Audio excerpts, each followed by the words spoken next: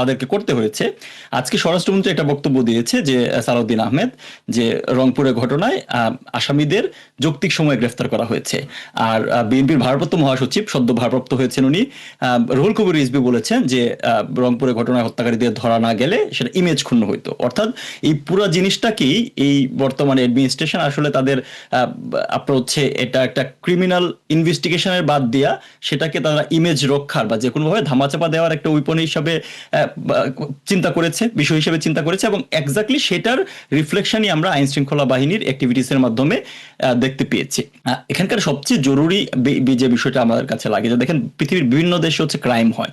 আমি দুঃখিত, আপনাকে আমি থামাই, আমি শুরু থেকে শুরু করতে চাই। আপনার কাছে এখানে কি অসঙ্গতি দেখছেন? আপনি অসঙ্গতিটা আগে বলুন, তারপরে আমি যাই। তো আপু ওটাই আমি বলতে চাচ্ছিলাম যে দেখেন দুনিয়ার যে কোনো দেশেই ক্রাইম হয়, হ্যাঁ, এবং বিশ্বের সবচেয়ে মানে আপনার সুরক্ষিত দেশ বা ল এনফোর্সমেন্ট যেখানে খুব ভালো সেখানেও ক্রাইম হয়, কিন্তু জরুরি হচ্ছে একটা ক্রাইম হয়ে যাওয়ার পরে ল এনফোর্সমেন্ট এজেন্সি তথা রাষ্ট্র সেটাকে কিভাবে অ্যাড্রেস করে। আমরা এই ঘটনার শুরু থেকেই কিন্তু হচ্ছে এটাকে ধামাচাপা যেটাকে বলা হয় সেই প্রক্রিয়াটাই হচ্ছে আমরা দেখতে পেয়েছি। যেমন উদাহরণ অতীতেও আছে, এবং এই কারণে কিন্তু খুব আলোচিত একটা ব্যাপার যে সবাই বলছে যে একটা জজ মিয়া নাটক। আমরা জানি যে 21শে আগস্টের গ্রেনেড হামলাকে ধামাচাপা দেওয়ার জন্য যেরকম কাজ করা হয়েছিল, সাধারণ মানুষজন নেটিজেনরা এটাকে বলছে যে এটা একটা জজ মিয়া নাটক। অসঙ্গতিগুলো যদি আমি শুরু থেকে বলি, যে প্রথমত আমরা দেখতে পাইলাম যে এই ঘটনাটা সামনে আসে বা তাদের হচ্ছে মৃতদেহ উদ্ধার হয় শনিবার রাতের বেলা, এবং শনিবার রাতেই আমি হচ্ছে ওই লাইভ কাভারেজ দেখেছি যে রাত 2টা নাগাদ পর্যন্ত কিন্তু পুলিশের ক্রাইম সিনে ছিল, পুলিশের যারা রেসপেক্টিভ অথরিটি যারা আছে তারা সেখানে হচ্ছে ক্রাইম সিনে ছিল। অর্থাৎ তখন পর্যন্ত মানে ক্রাইম সিন ঠিকভাবে হচ্ছে ইনভেস্টিগেট করা হয় নাই, ডিটেল ইনভেস্টিগেট করা হয় নাই, তখন পর্যন্ত তারা হিট অফ দ্য মুভমেন্ট স্পটে উপস্থিত আছে। কিন্তু আমরা রবিবার ভোরবেলায় অর্থাৎ 6 ঘন্টার কম ব্যবধানে দেখতে পেলাম যে তারা দুইজনকে হচ্ছে আসামি, সিদ্ধার্থ এবং মুগ্ধ দুইজনকে হচ্ছে আসামি হিসেবে নিয়ে আসলো, এবং খুবই দ্রুততার সাথে তাদের কাছ থেকে জবানবন্দি নেওয়া হইলো। এবং যখনই কোনো ধরনের অসঙ্গতি সামনে আসছে সেই অসঙ্গতিগুলা আপনার হচ্ছে আইন শৃঙ্খলা বাহিনী বা পুলিশ এখানে ধামাচাপা দেওয়ার চেষ্টা করছে। এবং এটাতে যে তারা ভুল করেছে তার একটা বড় প্রমাণ হচ্ছে রংপুরের ডিসি কে, যিনি হচ্ছে আপনার কেঁদেছেন কিনা না কান্নার অভিনয় করেছেন, তাকে সরিয়ে দেওয়া হয়েছে ইতিমধ্যে গতকালকে। তারপরে আপনার কমিশনার রংপুরের, এবং এই তদন্ত কিন্তু হচ্ছে পুলিশ থেকে সরিয়ে ডিবি কে দেওয়া হয়েছে, মানে অর্থাৎ পুলিশের আরেকটা ব্রাঞ্চে। তার মানে তারা এই কাজটা ঠিকভাবে করে নাই। আমি অসঙ্গতিটা এই কারণেই শুরুর অসঙ্গতিটা এখানেই আইডেন্টিফাই করলাম যে যখন ক্রাইম সিনে 2 ঘন্টার ভিতরে ছিল, যে কোনো একটা ঘটনা আপনার অপরাধী ধরার ক্ষেত্রে কোনো একটা ব্রেক থ্রু লাগে, যে এই জিনিসটা দেখে মনে হয়েছে যে অপরাধী অমুক ওই ব্যক্তি হইতে পারে, সেটা মোটিভ হইতে পারে, সেটা ক্রাইম সিনে থাকা কোনো ধরনের এভিডেন্স হইতে পারে। এরকম একটা কিছু কিন্তু ল এনফোর্সমেন্ট এজেন্সি বা পুলিশ তাদের প্রেস কনফারেন্সগুলোতে প্রকাশ করে নাই, যে ঘটনা দিয়ে তাদের মনে হয়েছে এটা সিদ্ধার্থ এবং মুগ্ধর মাধ্যমে। গতকালকে পুলিশের দায়িত্বপ্রাপ্ত একজন কর্মকর্তা এসে বললেন যে তারা দ্রুততার সাথে প্রতিবেশীদের সাথে কথা বলে তারা জিনিসটা ইনভেস্টিগেট করছেন। তো প্রতিবেশীদের যাদের কথা বিভিন্ন মাধ্যমে সোশ্যাল মিডিয়াতে বা মিডিয়াতে এসেছে, প্রত্যেকেই কিন্তু একই কথা বলেছে যে মুগ্ধ এবং সিদ্ধার্থ তাদের কখনোই কোনো ধরনের ক্রিমিনাল হিস্ট্রি নাই, তারা কোনো ধরনের এডিকশনের সাথে জড়িত আছে কিনা এরকম কোনো তথ্যও পাওয়া যায় না। অনেকটা আপনার হচ্ছে বলা যায় যে হচ্ছে একদম নিরীহ গোবেচারা টাইপের মানুষ দাবি করা হয়েছে। হ্যাঁ, এবং তারা পরিবার থেকে না, যারা আশেপাশে কথা বলেছে তারাও একই দাবি করছে। তো পুলিশ বলছে যে প্রতিবেশীদের সাথে আলাপ আলোচনা করে তারা এই সিদ্ধান্তে উপনীত হয়েছে বা এই দিকে ডিরেক্টেড হচ্ছে, কিন্তু বাস্তবে এই জিনিসটা না। তারপরে যে স্টোরি লাইনটা তারা বানিয়েছে এর থেকে খেলো স্টোরি আসলে হইতে পারে না, যে দুইটা সদ্য টিনেজ উত্তীর্ণ 20 থেকে 22 বছর, তারা ইয়াবা সেবনের জন্য 3 তলা একটা নির্মাণাধীন বিল্ডিং থেকে পার হয়ে তারা 2 তলা একটা বিল্ডিং এ গিয়েছে। তারপরে সেখানে ইয়াবা সেবনকালে আপনার হচ্ছে গণপতি চক্রবর্তী উনি দেখে ফেলার কারণে তাকে নির্মমভাবে হত্যা করেছে। এটা কখনোই কোনো ধরনের আপনার হচ্ছে মানে মোটিভ, ক্রিমিনাল মোটিভ হইতে পারে না। আপনার এরকম ক্ষেত্রে কি হয় যদি নর্মাল সেন্সে বলে, মানে তাদের এই ইনিশিয়াল বক্তব্য যদি শুনতে থাকে যে কোনো মূল্যে ধরেন হচ্ছে যে তারা ওই জায়গা থেকে পালায় যাওয়ার চেষ্টা করবে বা কোনোভাবে একটু আহত করে যে কোনো মূল্যে আর্লিয়েস্ট পসিবল টাইমে ওই জায়গাটা ত্যাগ করার চেষ্টা করবে, সেটা না করে তারা মানে সিনেমার মতো অনেকটা, যে প্রথমে গণপতি চক্রবর্তী গেলেন, ওনাকে হত্যা করা হইলো এনাফ পরিমাণ সময় নিয়ে, তারপরে তার স্ত্রী গেলেন, তাকে হত্যা করা হইলো, তারপরে তার মেয়ে আগামী চক্রবর্তী তাকে হত্যা করা হইলো, তারপরে তারা বাড়ির ভিতরে ঢুকে 5ম শ্রেণী পড়ুয়া যে ছাত্র তাকে হত্যা করলো, এই স্টোরি লাইনটা আসলে দাঁড়ায় নাই। মানে এটা খুবই মানে কাঁচা হাতের কাজ হয়েছে। এই যেটা বললাম যে টাইমটা তো খুব অল্প ছিল, মানে 6 ঘন্টার ভিতরে তাদেরকে ভাগ্যিস পুলিশ বলেনি যে ওরা আগুন নিতে গিয়েছিল, আগুন না এটা বললেও অবাক করার ছিল না। মানে যেহেতু দেখেন আজকে ওই যে স্বরাষ্ট্রমন্ত্রীর বক্তব্য বা রুহুল কবির রিজভির বক্তব্য, এটা কি এরকম একটা ঘটনার পরে স্বভাবতই পুলিশের তরফ থেকে সরকারের উচ্চপদস্থ জায়গায় জিনিসগুলো অ্যাকনোলেজ করা হয়, এবং তখন তারা জিনিসটাকে হচ্ছে আপনার যেভাবে খুব দ্রুততার সাথে যে ধরনের পলিসি দেয় বা যে ধরনের আইডিয়া দেয় সেইভাবে হয়তো তারা হচ্ছে এক্সিকিউট করতে গিয়েছে, এবং সেক্ষেত্রে 6 ঘন্টার ভিতরে আসলে স্টোরিগুলো সাজানো যায় না। তো এটা ধরনের একটা ইনিশিয়াল ব্যর্থ। আরেকটা বড় যে আরেকটা আপনার হচ্ছে এর ক্ষেত্রে দেখেন যে পুলিশের ক্রাইম সিনে তারা কি কি পেয়েছে না পেয়েছে এই জিনিসগুলো কিন্তু ঠিকভাবে বলে না। মানে পুলিশ তার যে প্রেস কনফারেন্সটা করেছে এটাকে মানে গ্রহণযোগ্য হিসাবে উপস্থাপন করার মতো এনাফ সুযোগ তাদের ছিল, যদি তাদের কাছে আসলেই সেই জিনিসগুলো ছিল।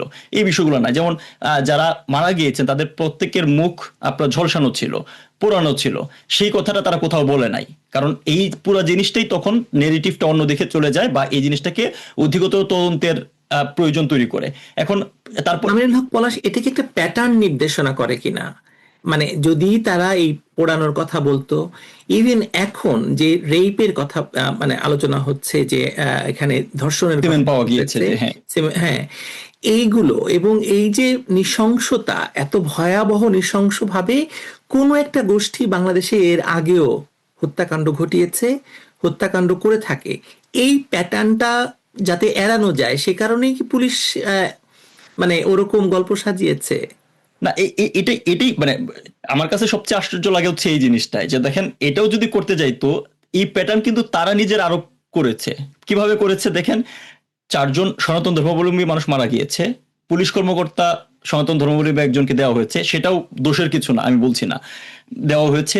তার টিম মেম্বার সনাতন ধর্মাবলম্বী, যিনি পোস্টমর্টম করেছে তিনি সনাতন ধর্মাবলম্বী, এবং ডোমরা সভাপতি সনাতন ধর্মাবলম্বী হয়। অর্থাৎ আইন শৃঙ্খলা বাহিনী ইন্টেনশনালি তো এটাকে হচ্ছে একটা সাম্প্রদায়িক বা ধর্মীয় বাতাবরণ দিয়েছে। আপনি যদি প্রবাবিলিটি হিসাব করেন যে কোনো একটা ঘটনা ইনভেস্টিগেট করতে এজ এ হোল সবকিছুতেই শুধুমাত্র সনাতন ধর্মাবলম্বী লোক থাকবে, এটা তো হইতে পারে না। তাহলে পুলিশ কেন আরোপিত ভাবে এই জিনিসটা দিতে গেল, এটা আমার কাছে একটা বড় ইন্ডিকেশন যে তারা যে আসলে কোনো কিছু ধামাচাপা দিতে যাচ্ছে তার প্রমাণ হচ্ছে এটা, যে তারা এখানে বোঝানোর চেষ্টা করতেছে যে আমরা সব সনাতন ধর্মাবলম্বীর লোকজনকে রেখেছি ঠিক নিয়ে বিচার দেওয়ার জন্য। তার মানে কি বাংলাদেশে যারা অন্য ধর্মাবলম্বীর আইন শৃঙ্খলা বাহিনী আছে তারা অন্য যে কাজগুলো করে সেগুলো কি হচ্ছে নিরপেক্ষ হয় না? সো রাষ্ট্র যেটাকে একটা আপনার ধর্মীয় বাতাবরণে মুড়াইতে চাইছে, এটা আমার কাছে একটা বড় অ্যালার্মিং। যে আমার কাছে যদি অসঙ্গতি বলেন, একটা বড় অসঙ্গতি হচ্ছে এটা। এই প্রশ্ন অনেকে তুলছেন যে ময়না তদন্ত যথাযথ না করেই লাশ পুড়িয়ে ফেলা হয়েছে। রাইট। এই যে এটা দেখেন যে আপনার যে কোনো ধরনের মানে আপনার কোনো ইয়ার ক্ষেত্রে যদি মহিলারা যে কোনো ধরনের হচ্ছে আপনার হত্যাকাণ্ডের শিকার হয়, একদমই প্রাইম যে জিনিসটা খেয়াল করা হয় যে সেটা ধর্ষণের মানে তার মৃত্যুর পূর্বে তাকে ধর্ষণের কোনো আলামত ছিল কিনা। এখন ডোম এই কথা বলছে, আমি বলছি না যে ডোম যা বলছে সেটাই হচ্ছে আপনার সর্বতোভাবে মান্যতা দিতে হবে, কিন্তু ডোম যে এই কাজটা করেছে সে যদি এই ধরনের বক্তব্য পাবলিকলি দিয়ে থাকে, পাবলিকলি সে দিয়েছে, তাহলে সেই জিনিসটা কি যথাযথভাবে এই আলোচনায় আনা হয়েছিল কিনা। কারণ এই জিনিসটাই যদি ইনভেস্টিগেশনের ক্ষেত্রে বিবেচনায় আনা হয়, তাইলে পুলিশ যে স্টোরি লাইন সাজাইছে সেই স্টোরি লাইন আর কাজ করে না, ইনভ্যালিড হয়ে যায়। তাহলে এই 6 ঘন্টার ভিতরে এই জিনিসটাকে হচ্ছে তাদেরকে উদ্ধার করে সংবাদ সম্মেলন করার তো কোনো দরকার ছিল না। এবং এই যে দ্রুততার সাথে কাজগুলো করা হয়েছে, এখানে একদম খুবই বেসিক যে জিনিসগুলো আপনি দেখেন, যে প্রথমত যেটা বললাম যে তাদের মোটিভ, যে ইয়াবার কথা বলছে এটা কোনো মোটিভ হইতে পারে না। 2 জন ব্যক্তির পক্ষে আসলে এই 4 জনকে খুন করা সম্ভব কিনা, যে 2 জন অভিযুক্ত ব্যক্তির কথা বলা হচ্ছে তাদের কল লোকেশন যদি আপনি নেন, সেল লোকেশন যদি আপনি নেন, ওই সময়ে ওই জায়গায় ছিল কিনা, এটা আইডেন্টিফাই করা খুব কঠিন কিছু না। এরকম কোনো কিছু প্রমাণ তো তারা দেয় নাই। আপনার হচ্ছে এই যে লাইট বন্ধ করার যে ব্যাপারটা, সেটা লাইটটা কেন বন্ধ করা হয়েছে, কখন বন্ধ করা হয়েছে, অর্থাৎ হাজারো কোশ্চেন এখানে ছিল যে জিনিসগুলা একটা নিয়মিত ইনভেস্টিগেশনের ক্ষেত্রে সময় নিয়ে করা উচিত ছিল। এটা একটা ঘৃণ্য নৃশংস হত্যাকাণ্ড, এবং অবশ্যই যেহেতু হচ্ছে এখানে সনাতন ধর্মাবলম্বী মানুষজন জড়িত, এবং তারা ইতিপূর্বে এরকম অনেকগুলো ঘটনা, সিরিজ অফ ইনসিডেন্টস আমরা বাংলাদেশে ধারাবাহিকভাবে দেখছি, তো এটার সংবেদনশীলতা তো নিঃসন্দেহে অনেক বেশি। রাষ্ট্র সেই সংবেদনশীলতাকে ধামাচাপা দেওয়ার প্রক্রিয়াতে গিয়েছে, এবং এটাই সবচেয়ে বড় আশঙ্কার কথা, যে হয়তো বা আইন শৃঙ্খলা বাহিনী বা রাষ্ট্র জানে যে কারা এই কাজগুলো করছে, তাদেরকে আড়াল করার জন্য, প্রকৃত খুনিদের আড়াল করার জন্য এই কাজগুলো করা হচ্ছে। তা না হলে এখানে তো কেউ পুলিশকে দোষারোপ করছে না। এই ঘটনা শুরুতে যদি ধরেন একটা নর্মালি 4জন বা 5জন মানুষ বা 2জন মানুষই হত্যাকাণ্ডের শিকার হয়েছে, আপনি শুরুতে পুলিশকে তো দোষারোপ করার কিছু নাই। পুলিশ ক্রাইম সিনে যাবে, ইনভেস্টিগেট করবে, পুলিশ তার মতো করে সর্বোচ্চ চেষ্টা করবে অপরাধীকে ধরতে। আপনাকে 6 ঘন্টার ভিতরে অপরাধী ধরতে হবে, এই এই মান্যতা আপনার কেউ দেয় নাই বা এই কন্ডিশন কেউ আরোপ করে নাই, কিন্তু মানুষজন জানতে চায় যে আসল অপরাধীটাকে ধরা হয়েছে কিনা। কিন্তু আপনি সেই কাজটা না করে এই যে পুরো পুলিশকে আজকে প্রশ্নের ভিতরে আপনার মুখে দাঁড় করালেন। 5ই আগস্ট পরবর্তী সময়ে এমনিতেই পুলিশের মোরাল ডাউন, পুলিশটাকে খুবই ইন্টেনশনালি ধ্বংস করা হয়েছে, অকেজু করা হয়েছে, পুলিশ এই মোরাল ফিরে পায় নাই। তারপরও গত 2 বছর, এবং এর মাঝেও নিশ্চয়ই অনেক ভালো পুলিশ কর্মকর্তা আছে যারা তাদের এই সীমাবদ্ধতার ভিতরেও চেষ্টা করছে কাজটা করার জন্য। তাদের জন্য কিন্তু এটা বিশাল এক ব্যাকলেশ যে তারা এখন আসলে ইনস্ট্রাক্টেড হয়ে কাজ হতে, কারণ ইনস্ট্রাক্টেড না হইলে পুলিশের তরফ থেকে, আমি অনেক পুলিশ অফিসারের সাথে কাজ করেছি আমার প্রফেশনাল জীবনে, এত কাঁচা কাজ হওয়ার কথা না। তর্কের খাতিরে আপু এটা বলাই যেতে পারে যে এই 2জন ব্যক্তির এই খুন বা হত্যাকাণ্ডের সাথে সম্পৃক্ততা থাকতেই পারে। আমরা এটাকেও নাল এন্ড ভয়েড করার মতো এনাফ আপনার তথ্য তো আমাদের নাই, ইনভেস্টিগেশন দরকার। কিন্তু এই পুরো প্রক্রিয়াটা যেভাবে দ্রুততার সাথে ধামাচাপা দেওয়া হয়েছে এবং প্রতি লেয়ারে লেয়ারে তাদের যে মিথ্যাচার করা হয়েছে, এবং সেই মিথ্যাচার ঢাকার জন্য প্রতিনিয়ত যে নতুন করে মিথ্যা জন্ম দিচ্ছে, সেই জিনিসটাই আসলে এটা বেঞ্জাসিনটাকে সেখানে আমিনুল হক পলাশ, যে সরকার ধরুন কি হয়, একটা হত্যাকাণ্ডের ঘটনা ঘটলে পুলিশ তার ইনভেস্টিগেট করবে এবং মানে জনসম্মুখে নিয়ে আসবে যে এই এই এই খুন হয়েছে, কারণ যেহেতু আলোচিত ভয়াবহ রকমের নৃশংস খুন। সরকার তো এখানে পয়েন্টই হারাচ্ছে। সরকার আসলে মানে পুরো ব্যাপারটা এমন লেজে গোবরে হয়ে গেল যে সরকার একরকম বলছে, পুলিশ একরকম বলছে, সাধারণ মানুষ কোনো কিছুই বিশ্বাস করছে না, না সরকারকে বিশ্বাস করছে, না পুলিশকে বিশ্বাস করছে। ফলে এই মুহূর্তে সরকারের লাভটা কি হলো তাতে, এটা বলেন তো করে। এই যে আমি কিন্তু একটা ইঙ্গিত দিয়েছি, লাভটা হচ্ছে আমি যেটা আশঙ্কা করছি, সরকার জানে কারা করেছে এবং তাদেরকে সরকারের রক্ষা করতে হচ্ছে যে কোনো কারণে, সেটাই সবচেয়ে বড় আশঙ্কার। এবং এই যে টাইমটা কিল হচ্ছে, মানে পুলিশও জানে যে 6 ঘন্টার ভিতরে আমরা এরকম হাস্যকর একটা জিনিস নিয়ে উপস্থিত হইলে এটা ব্যাকলেশ খাবো। এটা পুলিশের প্রফেশনাল মানে ল এনফোর্সমেন্ট আপনার মেম্বারদের না জানার কারণ নাই, তারপরেও তারা এটা করেছে। এই বাই দিস টাইম সময়ে, এই যে সময়টা পার হয়ে যাচ্ছে প্রতিনিয়ত, মানে যে কোনো একটা ঘটনা ঘটার পরে যত সময়, কারণ অলরেডি কিন্তু আপনার মানে 48 ঘন্টার বেশি সময়, 48 থেকে 72 ঘন্টা তাদের লাশ মানে মৃত হয়ে পড়েছিল। কোন জায়গা থেকে উদ্ধার হয়েছে এটা নিয়েও কিন্তু কোয়েশ্চেন আসে। যদি আমরা ধরেও নিই যে গণপতি চক্রবর্তী ছাদ থেকে উদ্ধার হয়েছে লাশ, এই 48 ঘন্টার ভিতরে আশেপাশের কেউ, এটা দোতলা, এরকম না যে অনেক উঁচু বিল্ডিং, আশেপাশে কেউ দেখে নাই, সেখানে কাক আসে নাই, সেটার কোনো ধরনের গন্ধ ছড়ায় নাই, এরকম জিনিসটা হইতেই পারে না। অর্থাৎ এই বিষয়টা শুরু থেকেই কিন্তু কোশ্চেনের সম্মুখীন। তো তারপরও পুলিশ দ্রুততার সাথে যেভাবে জিনিসটা ধামাচাপা দেওয়ার চেষ্টা করেছে, আমি আশঙ্কা করি যে আসলে পুলিশ জানে প্রকৃত খুনি কারা, পুলিশ মানে সরকার, কিন্তু তারপরেও তারা তাদেরকে একটা ইনডিমিনিটি দেওয়ার জন্য, কারণ আমরা তো জানি যে বর্তমানে সরকার খুনিতে ইনডিমিনিটি দেওয়া। পৃথিবীর অন্য যে কোনো দেশে, বাংলাদেশ ছাড়া অন্য যে কোনো দেশে এরকম একটি ঘটনা ঘটলে স্বরাষ্ট্রমন্ত্রীর পদত্যাগ প্রথমেই দাবি করতো মানুষ। কিন্তু এই মুহূর্তে বাংলাদেশে যিনি স্বরাষ্ট্রমন্ত্রী আসেন, আসলে তিনি তো প্রধানমন্ত্রী 2, কারণ বাংলাদেশে এখন তো পররাষ্ট্র প্রতিমন্ত্রী 1 আছে। সুতরাং এখন তো উনি প্রধানমন্ত্রী 2 হিসেবে কাজ করছেন, এবং তাকে অফিসিয়ালি কিন্তু প্রধানমন্ত্রী 2 হিসেবে কাজ করতে দেখা যাচ্ছে। কিন্তু সংখ্যালঘু বলেই ধরুন আজকে যদি মানে গণপতি চক্রবর্তী না হয়ে মানে গিয়াসউদ্দিন আহমেদ হতো, গিয়াসউদ্দিন আহমেদের পরিবার হতো, তাহলে কি পরিস্থিতি ভিন্ন হতো আপনার মনে হয়?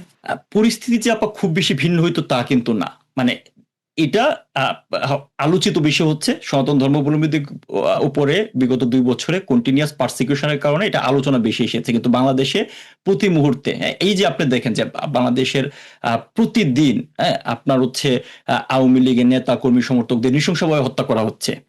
আপনি পলিটিক্যাল পরিচয় দেওয়ার বা যেভাবে জিনিসটাকে পলিটিক্যাল পরিচয়, মানে একটা ব্যক্তি যে ভিকটিম তাকে পলিটিক্যাল পরিচয় দেন কিনা বা রাজনৈতিক কারণে বলেন কিনা, হোয়াট এভার দ্য কেস, এটা তো একটা ক্রাইম, একটা অফেন্স সংগঠিত হয়েছে। রাষ্ট্র তো প্রতিটা অফেন্স ইনভেস্টিগেট করার কথা। একটা জিনিস কি দেখেছেন না আলোচনা এসেছে, কোথাও এসেছেন? আমরা জেলখানা থেকে দেখেছি যে সুস্থ মানুষজন জেলখানা থেকে বের হয়ে আসছে, পরের দিন মারা গিয়েছে। তো এই জিনিসগুলো তো বাংলাদেশের বাস্তবতা। তো এটা মানে এই কন্টিনিউয়াস সনাতন ধর্মাবলম্বীদের উপরে চলমান পারসিকিউশনের কারণে জিনিসটা আলোচনা হয়েছে, কিন্তু বাংলাদেশে এরকম ঘটনা প্রতিনিয়তই হচ্ছে। এটা খুব বেশি ব্যত্যয় হইতো না, সরকার এটাকে আসলে পাত্তাই দিচ্ছে না। কিন্তু যেহেতু এটার ক্ষেত্রে যে জিনিসটা বললাম, এটা আপনার ধামাচাপা দেওয়ার জন্য উঠে পড়ে লাগা একটা বড় কারণ। এক তো সনাতন ধর্ম বলে, আরেকটা জিনিসটা হচ্ছে যে জিনিসটা বারবার আমার এতে বলে, যে ধরেন আমরা জানি যে ওই রংপুর বা এই বর্ডার এলাকাগুলোতে বাংলাদেশের যে আপনার টেরোরিজমের যে নতুন উত্থান ঘটছে, তার একটা বড় অংশ হচ্ছে কিন্তু সেন্টার হচ্ছে এই এলাকাগুলো দিয়ে, আপনার বর্ডার এলাকাগুলোতে। এবং আমরা জানি যে এই সাজানো নির্বাচনে বর্ডার এলাকাগুলোতে মোটামুটি জামাতের হাতে তুলে দেওয়া হয়েছে। এবং আমরা পাকিস্তান থেকে লস্করি তাইবার আসলে তো জামাতের এমপি একজন আছে, জামাতের এমপি, আমরা পাকিস্তান থেকে বিভিন্ন উগ্রপন্থী সংগঠনের লোকজনদের আসতে দেখেছি, এবং তারা নিয়মিত আপনার হচ্ছে পার্বত্য মানে আমাদের সীমান্তবর্তী এলাকাগুলো ভিজিট করেছে, ইনক্লুডিং গাইবান্ধা পাকিস্তান। এবং পাকিস্তানের হাই কমিশনারের এই বর্তমান যে হাই কমিশনার এবং আগের যে হাই কমিশনার, দুই হাই কমিশনার অন্তত পক্ষে 30 বারের বেশি সফর করেছে হচ্ছে পার্বত্য, মানে আমাদের বারবার পার্বত্য বলছি, আমাদের সীমান্তবর্তী এলাকাগুলোতে। তো এখানকার এই জায়গাতে এবং ওখানকার অনেকগুলা মাদ্রাসায় সশস্ত্র ট্রেনিং চলছে বলে স্থানীয়দের তরফ থেকে আমি জানতে পেরেছি। এখন এই ধরনের ক্ষেত্রে কি হয়, আমরা আপনার নিশ্চয় মনে আছে হোলি আর্টিজান ঘটনার আগে ঝিনাইদহতে এরকম একজন পুরোহিত মারা যাওয়ার হচ্ছে ঘটনা সামনে এসেছিল। অর্থাৎ কোনো একটা অপারেশনাল কাজে আপনার হচ্ছে নিয়ে যাওয়ার আগে এই জঙ্গিদের, এটাকে বলা হয় হাত মক্স করা, আপনার হচ্ছে তাদেরকে আপনার হ্যাঁ হাত পাকানোর জন্য হচ্ছে পাঠানো, এবং তাদেরকে এই যে নৃশংসতা, that is the signature style of any terror activities.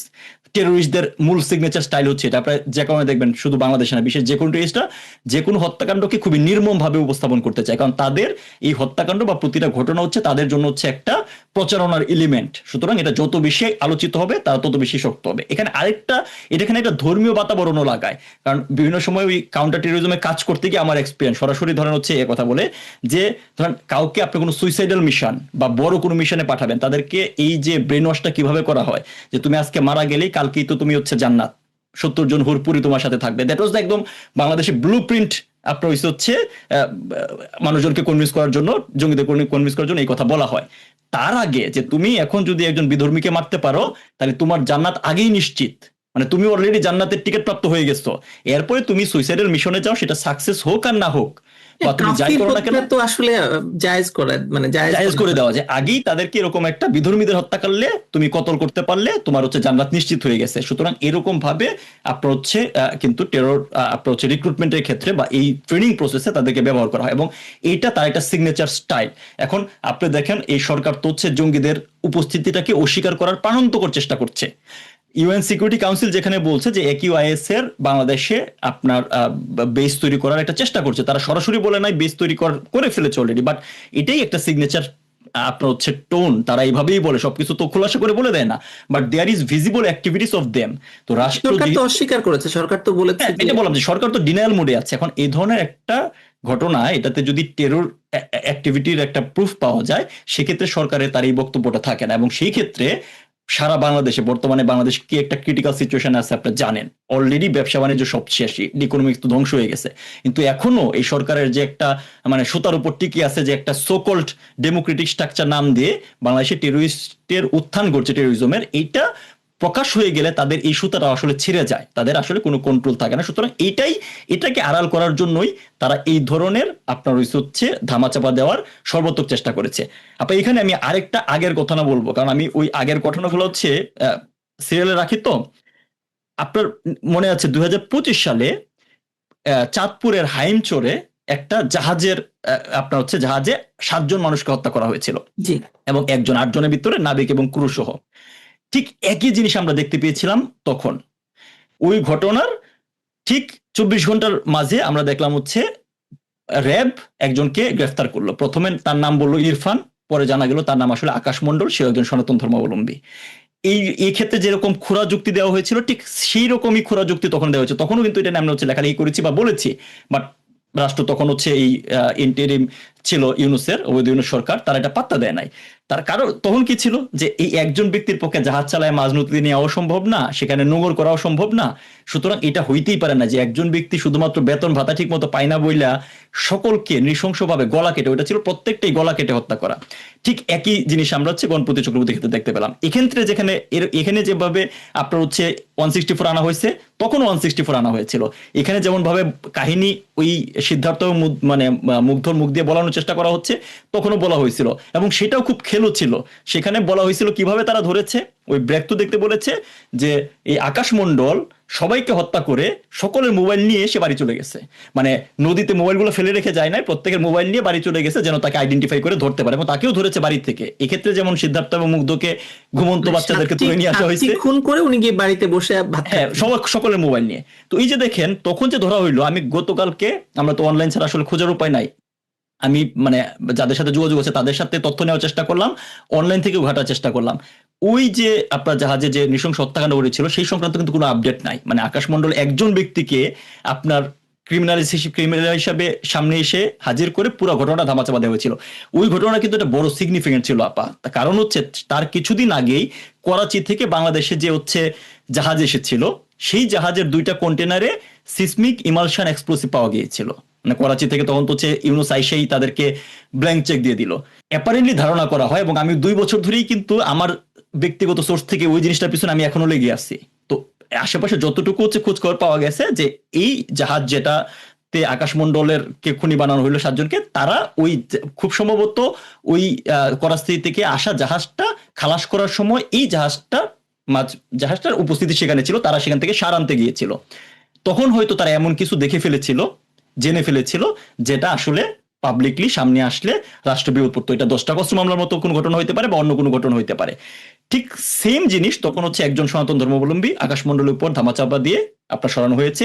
ঠিক একই জিনিস এখানে গণঅধিপতি চক্রবর্তীর ক্ষেত্রে হয়েছে বলে আমি বিশ্বাস করি। কারণ যেভাবে ঘটনা ঘটেছে, কোনো আইন শৃঙ্খলা বাহিনী বা ল এনফোর্সমেন্ট নিয়ে ন্যূনতম কোনো আইডিয়া আছে এমন কারো পক্ষে এটা বিশ্বাস করার কোনো সুযোগ নাই। তারা যে ধরনের বক্তব্য দিচ্ছে, এবং প্রতিনিয়ত কিন্তু আপনি দেখেন বক্তব্যটাকে কাভার করার জন্য তারা মিথ্যাচার করছে, যেটা বড় অ্যালার্মিং। আপনি হইতেই পারে একটা ইনভেস্টিগেশন আপনার কিছু লুপহোল আছে, এবং লুপহোল বা ভুল যে হয়েছে সেটা তো প্রমাণিত, আপনাদের তদন্ত সরাই ডিবিতে দেওয়া হয়েছে। স্বীকার করাই যায়, পুলিশ তো বলতে পারে Exactly. হ্যাঁ আমাদের আগে দিয়ে আমরা নতুন তথ্য পেয়েছি। এখন এবং এটার ক্ষেত্রে তারা, আপনি দেখবেন এটা নিয়ে কিন্তু হচ্ছে সামাজিক যোগাযোগ মাধ্যম ছাড়া গণমাধ্যমে খুব বেশি আলোচনা হচ্ছে না, অথচ কিন্তু একদমই এটা না। নিয়ে ক্রিমিনাল ইনভেস্টিগেশন হয়ে যাওয়ার কথা। খুব একদমই ভালো। নয়, হ্যাঁ। আমি আজকে আপনার সাথে কথা বলবো বলে একটু ঘাটছিলাম, আমি দেখলাম যে আপনার এই একটা পত্রিকায়, বাংলাদেশের লিডিং পত্রিকা, আমি নাম বললাম না, তারা নিউজ করেছে যে রংপুরে 2 দিন পরে মৃতদেহ থেকে সিমেন্ট পাওয়াটা আপনার হচ্ছে বিজ্ঞানসম্মত না। আমি এটা দেখে ভাবলাম যে হচ্ছে এটা নিশ্চয়ই আইদার দা পোস্টমর্টেম যে করেছে সেই ডাক্তার করেছে বা কোনো স্পেশালিস্টের বক্তব্য। না, আমি দেখলাম এই বক্তব্যটা দিয়েছে হচ্ছে রংপুর মেডিকেল কলেজের একজন শিক্ষার্থী। সেটাকে কালবেলা নিউজ করেছে এরকম হেডলাইন দিয়া, যেন আপনার যে বিষয়টা ডোমের তরফ থেকে এসেছে সেটা ধামাচাপা পড়ে যায়। তাহলে কালবেলা আপনার, সরি আমি নাম বলে ফেলছি, কালবেলা, যাই হোক, মানে এটা তো তারা পাবলিকলি করেছে। তো এই পত্রিকা তারা কি 5টা স্পেশালিস্টের সাথে কথা বলতে পারতো না? কিন্তু কথা না বলে তারা একটা শিক্ষার্থীর ফেসবুক স্ট্যাটাস, না, আমি কালবেলাকে পত্রিকা করছি না এই কারণেই, কারণ আপনি চিন্তা করেন যে গণভবনে যে একজন শিবির নেতা জঘন্য ভাষায় একজন সাবেক প্রধানমন্ত্রী নারী নেত্রীকে নিয়ে যে নোংরা ভাষায় মানে কথা বলেছে, right? কথা বলছিল, সেই ভিডিও প্রকাশ করছিল, এবং সেটা নিয়ে মানে তারপরে আপনি একটা পত্রিকার, আসলে আমি আশা করি না যে তাদের কাছ থেকে এরকম এই যে কিছু হয়ে যাবে। এটার উদাহরণটা আমি দিলাম এই কারণে যে ধরেন কাভার করার যে চেষ্টাটা প্রতিনিয়ত একের পর এক, আজকে দেখবেন গতকালকে 164 সীমান্ত নামে একটা ছেলের কাছ থেকে 164 আনা হয়েছে, জি, ঠিক আছে, বন্ধু তাদের বন্ধু। তাকে দিয়ে বলানো হয়েছে কি আপনার যে আপনার হচ্ছে তার বাসায়ও তো প্রথমে ইয়াবা খাইছিল। তারপর চিন্তা করে দেখেন, মানে যদি এই কথা সত্য হয়ে থাকে যে সীমান্তের বাসায় তার বন্ধুরা আগে ইয়াবা খাইছিল, তাহলে তো তাদের ইয়াবা খাওয়াটাই যদি মেইন কাজ হয়ে থাকে, তাহলে তাদের একটা সেফ লোকেশন আছে খাওয়ার জন্য। সেই ইয়াবা খাওয়ার পরে তাদের মনে হয়েছে যে না, আমি একটা 3তলা বাসার ছাদে আগে যাব। তারপরে মনে হয়েছে যে না, এখন গড়পতি চক্রবর্তী বাসার 2তলায় গিয়া ইয়াবা না খাইলে হবে না, সেখানে গিয়ে তারা খাইছে। 20 বছরের ছেলে, এবং আপনি যদি দেখেন যে খুবই হ্যাংলা, এবং হতে পারে যে তারা খেজুর আর শশা খেতে গেছিল। আপনি দেখেন, মানে আমি ওই পয়েন্টে আসতেছিলাম আপা। তার মানে সীমান্তর বাসায় একবার খেয়েছে, তারপরে হচ্ছে আপনার গণপতি চক্রবর্তীর বাসার ছাদে একবার খেয়েছে। হ্যাঁ, 20 বছরের 2টা হ্যাংলা ছেলে, তাদের ফিজিক্যাল স্ট্রাকচার যেরকম দেখা হয়েছে, এবং নিচে নেমে পুলিশ বলতেছে, দাবি করছে যে ক্রাইম সিনে অর্থাৎ গণপতি চক্রবর্তীর বাসায়ও আরেক দফা ইয়াবা খাওয়ার প্রমাণ পাইছে। তাইলে এই 3টা ছেলে মোটামুটি ধরা যাইতে পারে যে 6 থেকে 8 ঘন্টা ব্যবধানে 3টা ইয়াবা খাইছে। সেটা মেডিকেলি কতটুকু আসলে সম্ভব, এটা যারা আছে এটা কেউ খোঁজ করতে পারে না। অর্থাৎ যে কোনো একটা মিথ্যাকে ঢাকার জন্য তারা একের পর এক যে মিথ্যাচার করছে। আপনি দেখেন শার্টের বিষয়টা নিয়ে কি হইলো, হ্যাঁ, যে পুলিশের শার্ট দেখা গেল আসামি গায়ে, এটা নিঃসন্দেহে এটা হইতেই পারে, এটা না মানে না হওয়ার মতো কোনো কারণ নাই যে 2 জনের শার্ট একরকম হইতেই পারে। পুলিশের তরফ থেকে প্রথম ব্যাখ্যা দিল কি, যে না, এই মুগ্ধ এই ছেলেটা নাকি যখন আপনার ইয়াতে ছিল, মানে পুলিশ যখন লাশ উদ্ধার করতে যায় তখন নাকি সেখানে সে ছিল, মানে সে দেখতে গিয়েছিল কি হয়।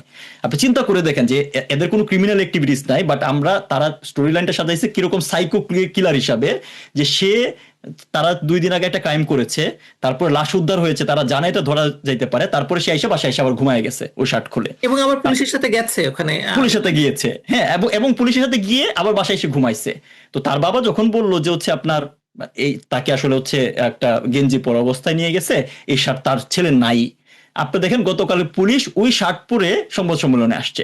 মানে তাদের মিথ্যাচার গুলাকে ঢাকার জন্য তাদের যে প্রাণান্তকর হাস্যকর প্রচেষ্টা, এই পুরো জিনিসটা কি আসলে ইন্ডিকেট করে যে এখানে আসলে এইভাবেই বলা লাগে যে একটা অপরাধ মানে আইনে কিন্তু যে অপরাধ করা এবং এই অপরাধের আলামত নষ্ট করা বা অপরাধীকে হচ্ছে একটা ফ্রি হ্যান্ড দেওয়া সমান অপরাধ, দুইটাই কিন্তু আপনার 302 ধারা থেকে হচ্ছে আপনার দণ্ডপ্রাপ্ত হবে। তাহলে এই পুলিশ আসলে সচেতন ভাবে হোক, ইচ্ছাই হোক বা কারো প্রেসারে হোক, তারা নিজেরাই একটা ফৌজদারি, চরম মাত্রার ফৌজদারি অপরাধে যুক্ত হয়ে পলাশ, গেছে। আমার কাছে যেটা মনে হয় যে পুলিশ আসলে এখানে পুলিশের করার কিছু নাই, কারণ পুলিশ যা বলছে সেটা আসলে স্ক্রিপ্টেড, এটা বোঝা যায়। ঢাকার থেকে স্ক্রিপ্ট যাচ্ছে, ঢাকার থেকে স্ক্রিপ্ট যাওয়ার পরে পুলিশ, রংপুরে পুলিশ সেটা কথা বলছে মাত্র, এবং এই স্ক্রিপ্টটা পাঠ করছে। আমি আরেকটু ইয়েতে যাই। এই যে ধরুন এত বড় একটা ঘটনা ঘটলো, এত বড় নৃশংসতার ঘটনা ঘটলো, এবং পুলিশ এরকম খুবই, এটা যদি ধরেন আওয়ামী লীগ আমলে ঘটতো তাহলে কি হতো? আপা এটা ধরুন একদম মানে সবাই তখন, আমরাই তো তখন আমরা স্পেকুলেশনে না যাই আপা, আমরা সরাসরি হচ্ছে মানে ঘটনা দিয়ে এক্সাম্পল দিই। নিঃসন্দেহে। আপনার নিশ্চয় মনে আছে যে 2018 সালে 2জন ছাত্র হত্যাকাণ্ড হয়েছিল, হত্যাকাণ্ড হতো, ছাত্র দুর্ঘটনায় মারা গিয়েছিল। জি, আপনার ইয়াতে রমিজউদ্দিন ক্যান্টনমেন্ট কলেজে 2জন শিক্ষার্থী নিঃসন্দেহে বাস খুবই উঠে গেছিল ওদের উপরে। হ্যাঁ, বাস উঠে গেছিল, যে নিঃসন্দেহে এটা হচ্ছে খুবই দুর্ভাগ্যজনক একটা ঘটনা। সেই ঘটনাকে পুঁজি করে প্রথম এই সরকার পতনের আন্দোলন বলেন বা একটা বড় পর্যায়ে নিয়ে যাওয়ার কিন্তু চেষ্টা তখন হয়েছিল, নিরাপদ এবং সড়ক সরকার আন্দোলন। কিন্তু বারবার ওই ফ্যামিলির সাথে কথা বলা, যারা আন্দোলন করেছে ওই ডেমোক্রেটিক স্পেস কিন্তু ছিল, মানুষজন কথা বলেছে, পুলিশের গাড়ি ভাঙচুর করেছে, তখন কিন্তু সেম জিনিস হয়েছিল। হ্যাঁ, তো এবং তখন একটা উদাহরণ কি আনা হয়েছিল যে শাহজাহান খান সাংবাদিকদের সাথে কথা বলার সময় নাকি গিয়েছে, তার হাসি মুখে ফেস দেখা গেছে। যারা উনাকে দেখে বা জানে সবাই জানে উনার ফেসটা এরকম, উনি কোনো জায়গায় হাসি মুখে না, বরং এটার ক্ষেত্রে উনি যে ধরনের ব্যবস্থা নেওয়ার সেই ধরনের ব্যবস্থা কিন্তু দ্রুততার সাথে নেওয়া হয়েছে। তারপরও সারা বাংলাদেশ এটা আমাদের তো জোটে চলে আইছে, পড়াই দিতেছে, বলবো কি রে হারামজাদা, ওইটা যে আমার ওখানে তো কি দরকার, কি আর একটু ঘাঁটি দরকার, ওখানে তুই ব্যবস্থা কর। এখন আর আমেরিকা বাংলাদেশের কিছু করবে না, আমেরিকার দুর্নাম আছে তো। এখন যা করার, এই যে মুসলমান, এই যে অনেক বিশাল কাহিনী এখানে। ভাই 4জনকে হত্যা করলো রংপুরে, ওটা আমি পরে বলবো, তারপরে একটু টাচ দিই, মজা পাইবেন। তারপরে কি করলো, বাংলাদেশে হিন্দু নিধন হবে, কিন্তু ভারত তো যে কোনো মুহূর্তে, পশ্চিমবঙ্গে তো আর কেউ না হলে, ওর নাম কি পশ্চিমবঙ্গের ভুলে যাই আমি, মাসুদ ভাই, এই যে যে জিতলো যে মমতারে হারাইয়া, যাই হোক, ওরা তো শুভেন্দু অধিকারী। শুভেন্দু অধিকারী সে ঢুকলো বলে বাংলাদেশে, কি জয় শ্রীরাম বড় বড় তলোয়ার নিয়ে, হিন্দু নিধন বাংলাদেশ কাট করে কি করলো, কি হিন্দুরা ধরে ফেললো পটাশ করে। কি হয়েছে, যে হিন্দুরা মারছে, সব ঠান্ডা। ফিরে ভেবে দেখি, ডোমো হিন্দু, ওখানে যে পুলিশ অফিসার যারা আছে সব হিন্দু, আবার কমিশনার কান্দে, আর যার যার নাম নাই সব হিন্দু অফিসারের নাম নিতেছে। দেখেন সাংবাদিক, জি ভাই স্যার মামলা করছে কেউ, কয় দেখি ওসি রে, ওসি পরিমল, ওসিও হিন্দু। জিনিসটা কি হলো, ওই মুহূর্তে কিন্তু সত্য চাপা থাকবে না, ওগুলো পরে বলবো, কিন্তু ওই মুহূর্তে কিন্তু সারা বিশ্ববাসীকে বোকা বানানো গেল, যে তাদের আত্মীয় স্বজন, 2টা ছেলে ইয়াবা খাইতে গেছিল, জ্যাঠা পিসি হয় মাইরা দিছে। কিন্তু জিনিসটা যা ঘটছে, যেভাবে প্রকাশ হয়েছে যে বাংলাদেশে হিন্দু নিধন, হ্যাঁ, সুপরিকল্পিত ভাবে একটা পরিবারের 4 সদস্য খাতাম। কি হয়েছে জানেন এতক্ষণ? তাহলে কি হলো এখন? জিনিসটা ঠান্ডা হয়ে গেছে, কিন্তু এরপরে আসলটা বের হবে, কিন্তু ততক্ষণে তো ঝড় থেমে গেছে।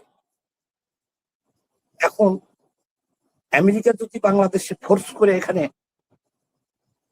নিতে চায়, সশস্ত্র ঘাঁটি নিতে চায়, সারা বিশ্ব বলবে যে ছি ছি আমেরিকা, তুমি এটা কি করতেছো? ইউনেস্কো তো চুক্তি করছেই, ওরা ওই চুক্তি বলে এখানে এখন ঘাঁটি নিতে পারে, কিন্তু আমেরিকা এটা ফোর্স করতে পারছে না। তাহলে কে করবে এটা? মুসলমানে করবে। আমাদের কাবা, কাবা কি? মক্কা। সে বলতেছে আয় আয় ভাই, আমাদের জোটে আয়, তোকে হামলা করা মানে আমার হামলা করা, একই কথা। এই পৃথিবীর মধ্যে একটা রাষ্ট্র আছে হিজড়া রাষ্ট্র, সেটা হলো সৌদি আরব। একটা রাষ্ট্র আছে, সেটা হলো হিজড়া রাষ্ট্র। হিজড়া বললে ঠিক হবে না, আমি হিজড়াদেরকে স্যালুট করি, তাহলে কিসের সাথে তুলনা করবো? জেন্ডার চেঞ্জ করে হয় না এক ধরনের, ওই পুরুষ থেকে নারী সাজে, আবার অনেকে নারী থেকে পুরুষ সাজে। সৌদি আরব নারী থেকে পুরুষ সাজে রয়েছে। সৌদি আরবের 50 বছরের ইতিহাসে দেখেন তো, আর আমেরিকা আব্বার অনুমতি ছাড়া 1 গ্লাস পানি খাইছে? আমরা যে তাদের জোটে যাইতেছি, ও কি ওই আমেরিকা আব্বার অনুমতি ছাড়া আমাদেরকে কোনো হেল্প করতে পারবে?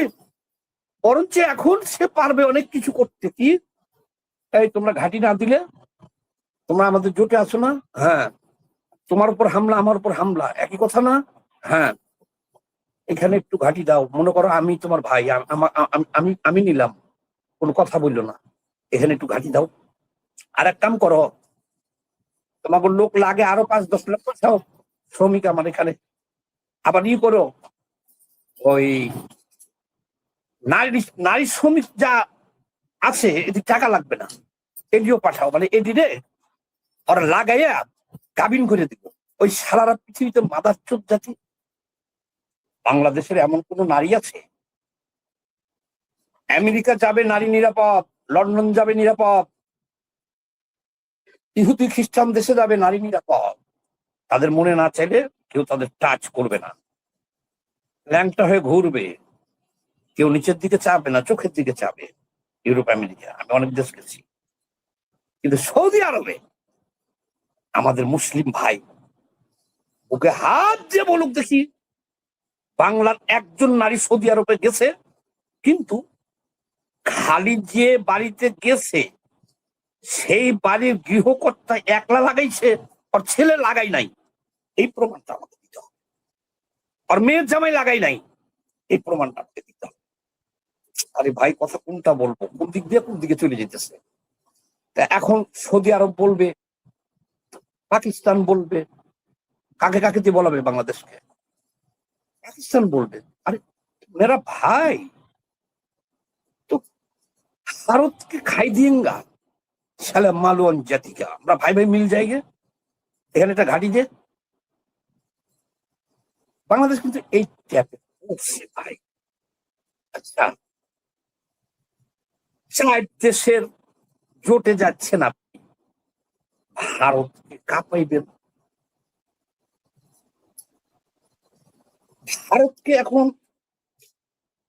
এই 4 দেশ না, আমেরিকা ঘাটাবে না ভারতকে। ভারত এখন 5ম হলো অর্থনৈতিক রাষ্ট্র, আর শক্তির দিক দিয়ে তৃতীয়। আমেরিকা, চীন, এই হালনাগাদ জড়ি, তারপরে হলো ভারত। ভারতকে এখন চীন ঘাটাবে না, ভারতকে এখন আমেরিকা ঘাটাবে না। ভারতের বন্ধু রাষ্ট্র কি? ইসরায়েল। একটা প্যাচ দেখছেন কত? তুমি শালা ব্যাংই থাকো, তুমি হাতি হইতে যাও না। তোমার চলতে হবে কেমনে? সবাই আমার বন্ধু বাবা, একজন যদি আমাকে অন্যায় করে অবশ্যই বাকি সব রাষ্ট্রই বলবে, "এই, ও ছোট, ওকে মারিস না।" সবাইকে পাইবেন। যখন আপনার কুরকুরা নিয়ে জোটে যাইবেন,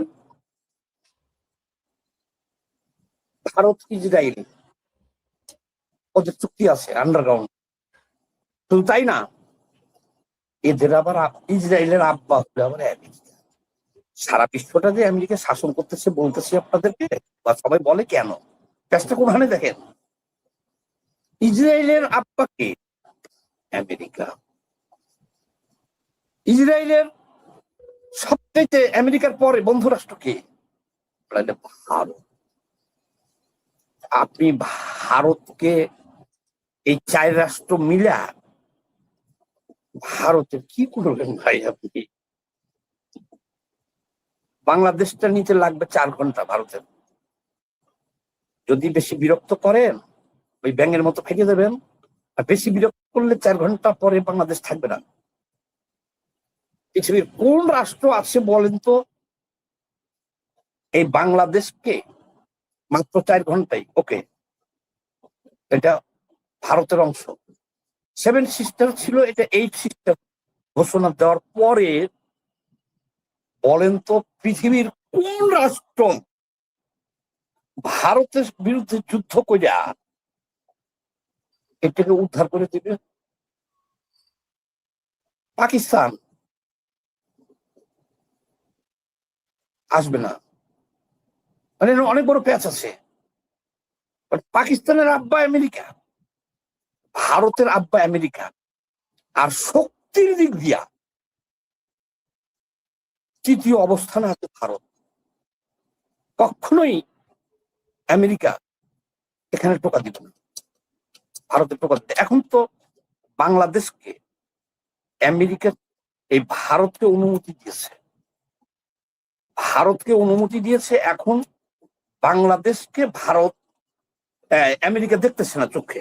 এই চশমা, কালো চশমা পড়ছে, ওরা চেয়ে রয়েছে ভারতের দিকে, ভারতের চোখে দেখতেছে বাংলাদেশকে এখন। আচ্ছা, এই পলিটিক্স বুঝার মতো কোনো নেতা বাংলাদেশে আছে? আচ্ছা, বাংলাদেশের জঙ্গিরা বলতেছে যে আমরা এই জোটে যাওয়ার পরে তাহলে পারমাণবিক বোমা আমাদের হয়ে গেল। তাহলে এদের কথা আলোচনা করার কোনো দরকার আছে ভাই? বলেন। ভাষা খারাপ অলরেডি হয়ে যায়, কি বলবো আর। আচ্ছা, পাকিস্তানের 1 হাত কাইটে ফেলছে 71 সালে, কে কাটছে? ভারত। তাহলে 71 থেকে 2026 54 বছর এই ক্ষত বই নিয়ে চলতেছে তারা। বাংলাদেশটা কাইটে দিচ্ছে না, বাংলাদেশ 1000 বছর আন্দোলন করে স্বাধীন হইতো না। ভারতের 1 গাছ হিন্দি, যেহেতু ভারত হিন্দি ভাষায় বলি, ভারতের 1 গাছ বাল ফালাইতে পারছে পাকিস্তান? পাকিস্তানকে গণাই ধরে ভারত? ওটা একটা ভিখারি রাষ্ট্র, সালাম কাঙ্গাল জঙ্গি, সারা বিশ্বে ভিক্ষা করে তারা। 4 কোটি পাকিস্তানি শুধু যে মাটিতেই ভিক্ষা করে তা না, সারা কাঙ্গালরা ওই শুনছি বিমানেও ভিক্ষা করে, তারা সৌদি যায় ভিক্ষা করে, সবখানে ভিক্ষা করে। আমি বলতেছি কি, পাকিস্তানের মাইরা দিছে 71 সালে সালা, ওরাই তো বলতে পারতেছে না যে পুন মার্সিস ভাড়া দেয়। এই কথা বলার সাহস তো ভারতের সাথে তার নাই। ডাইরেক্ট যুদ্ধ করে বাংলাদেশ, ডাইরেক্ট, এখন আরো ডাইরেক্ট বলি, ভারত 71 সালে ডাইরেক্ট যুদ্ধ করে বাংলাদেশ করে দিছে, পাকিস্তানের ওকা মাইরে দিচ্ছে, অর্ধেক ভেঙে দিচ্ছে। কি করতে পারছে? ওনাদের তো 24টা রাজ্য, কাশ্মীর মাসমির কতই কি, ওনারা বলতেই আছে। হ্যাঁ, এটা বলারই কথা ভাই। আমাকে যে আপনি আমার 1 হাত কাইটা দিতেছেন, আপনি মাসুদ ভাই, যে আপনার একটা চ্যানেল আছে, আমজনতা বিশাল, সারা বিশ্বের সমর্থন আছে, আমাকে কেউ চিনে না, আমার পক্ষে নাই, কারণ আপনি আমার এক হাত কাটে দিচ্ছেন, তাই বলে কি আমি ঘুম পারবো? আমি প্রতিশোধ নিব না? 54 বছর ধরে কি প্রতিশোধ নিচ্ছে ওরা? মনের জ্বালা মনেই আছে। আজ বাংলাদেশের বাচোদারা কয় পাকিস্তানের সাহায্য নিবে। আরে সালার বেটা ওয়ার তো পুন মেরে রাখছে 71-এ, সে জ্বালাই তো সে জ্বলতেছে। এখন সে চাইতেছে তোকে দিয়া একটু গ্যাঞ্জাম গুঞ্জাম লাগাইলেও একটু মজা পাইবো, কিন্তু আইতে পারবো না এখানে। কত কিলোমিটার?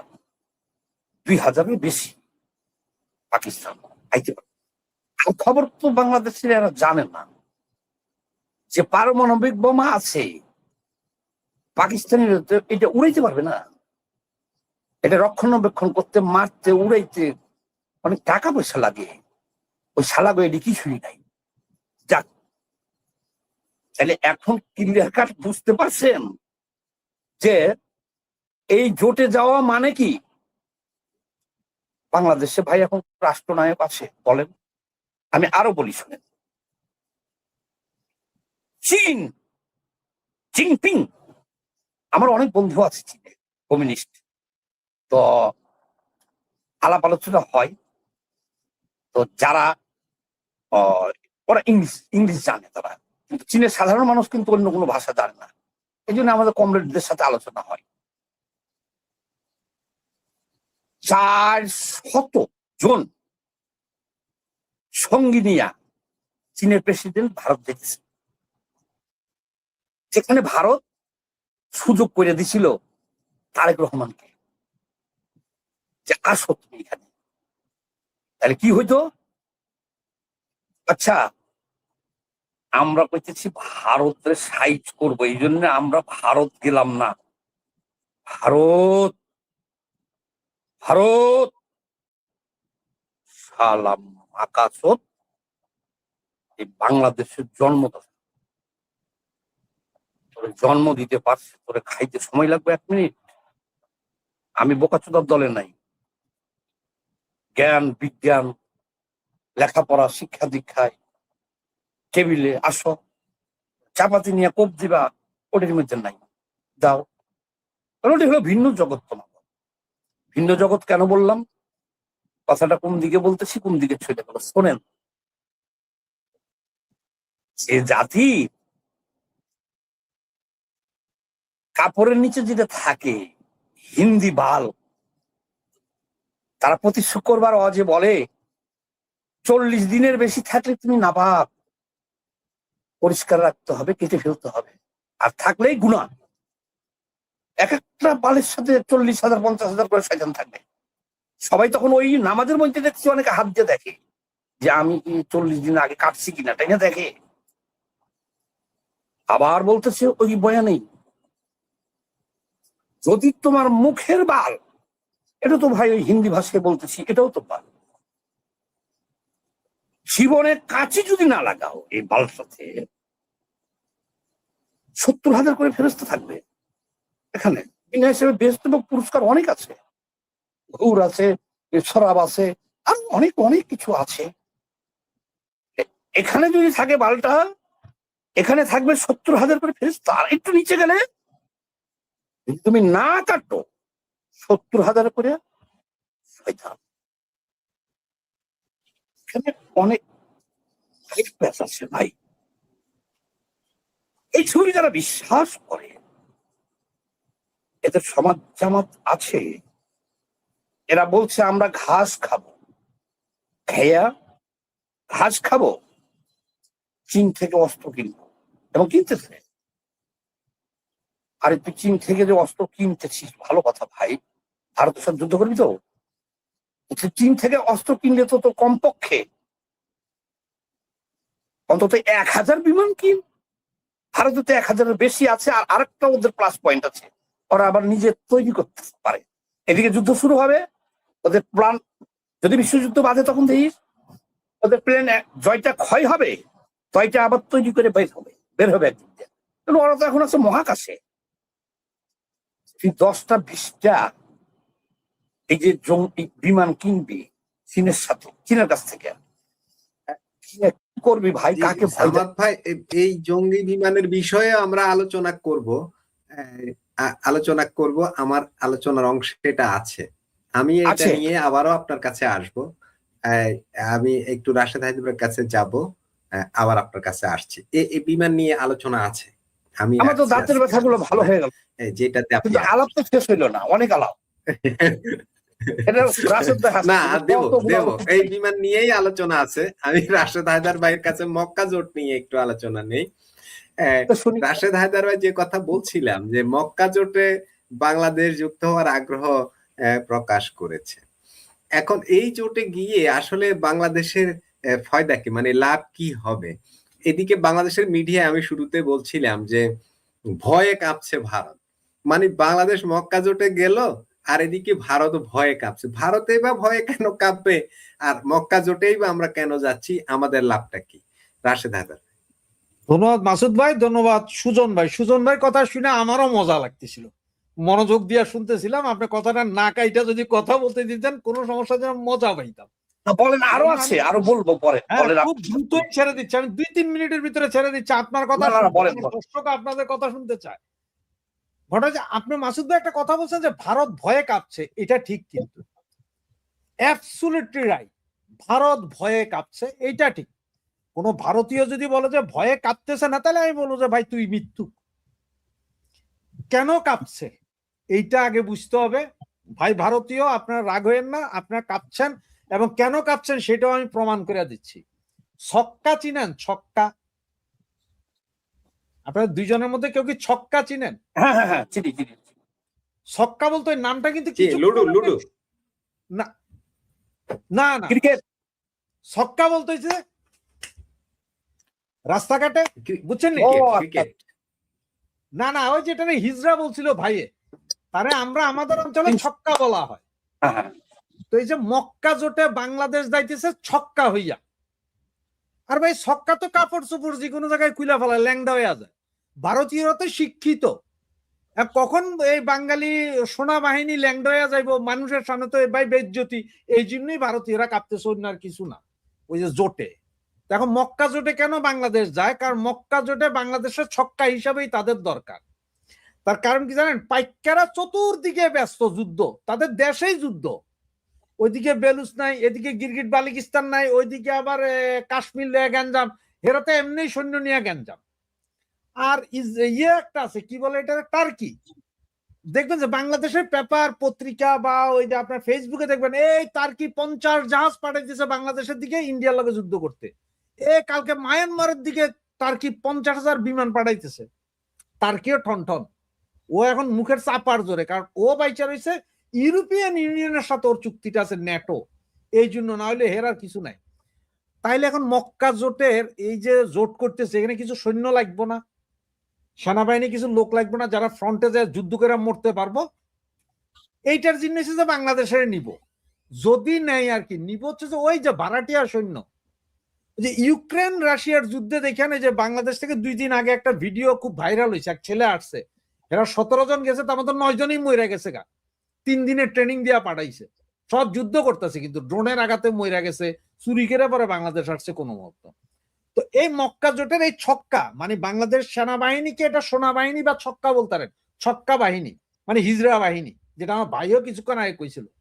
এই বাহিনীটার ওখানে দরকার। আর এই বাহিনীর, এই হিজড়া বাহিনী প্যান্ট শার্ট খুলবে, এইটার ভয় তো ভারত পাবে। ভারত কেন, এইটার ভয় ইউরোপীয় ইউনিয়নও পায়, আমেরিকাও পায়, কারণ এরা যে কোনো মতে ল্যাংডা হয়ে যাবে।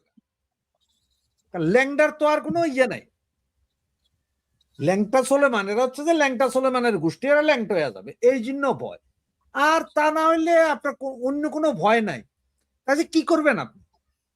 সেনাবাহিনীর দিক থেকে আপনি একদম পুরো সেনাবাহিনী বাদ দেন, বিমান বাহিনী, অমুক বাহিনী, তমুক বাহিনী, জাহান্নাম বাহিনী সব বাদ দেন। ভারত সারা পৃথিবীতে 2টা বাহিনী, এখনো 2টা দেশে 2টা বাহিনী আছে, যেটা সেরা বাহিনী বলে। একটা হচ্ছে ব্রিটেনে আছে, একটা হচ্ছে ভারতে আছে, আর সেটা হচ্ছে গুর্খা রেজিমেন্ট। গুর্খা রেজিমেন্ট, যারা ওই যে কোমরের এক ছুরি দিয়ে অন্তত 20-25-30 জন রাইফেলধারী যোদ্ধা মাইরা ফেলাইতেন। আপনার ভারতের লোকে লাগবেন।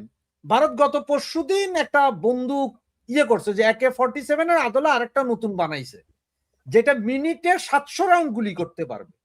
আগামী 2 বছরের ভিতর ভারতীয় সেনাবাহিনী না পুলিশের কাছেও এই অস্ত্র যাইবে।